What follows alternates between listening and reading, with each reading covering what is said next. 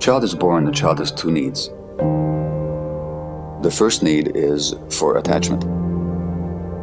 And attachment is contact, connection, love. Without that, the human child does not survive. Even an avian child doesn't survive.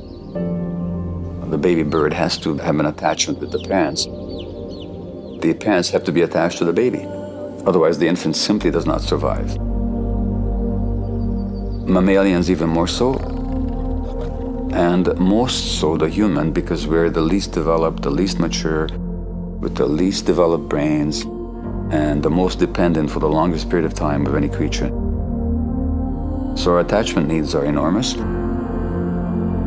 and they remain important throughout lifetime because we have to have attachments to form societies, social groups, without which we don't survive.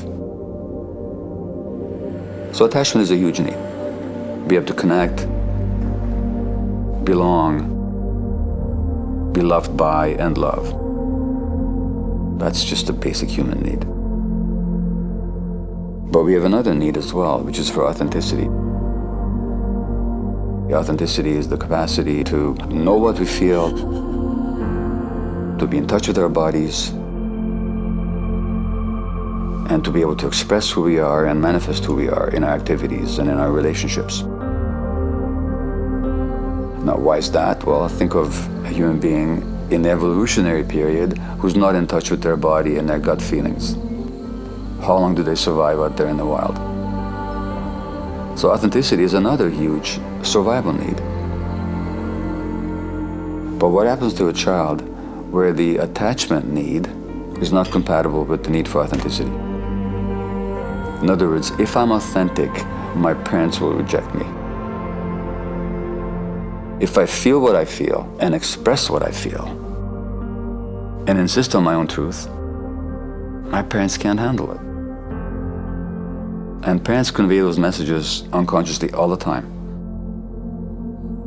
Not because they mean to, not because they don't love the child,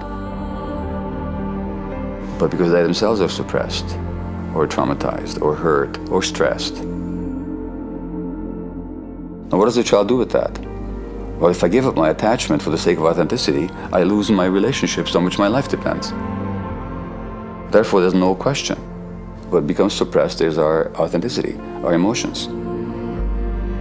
And then we become 35, 40, and we don't know who we are. And somebody asks us, what do you feel? You say, I have no idea.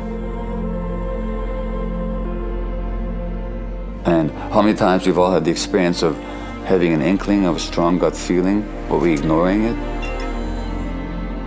We're ignoring it and we get into trouble. Well, that tells us what happened. What happened was that at some point we found out that it was too costly for our attachment relationships to be in touch with our gut feelings. So then it becomes not our first nature, but our second nature to lose touch with ourselves and to suppress our gut feelings. And then we pay the cost later on in the form of addiction, mental illness, or any range of physical illnesses.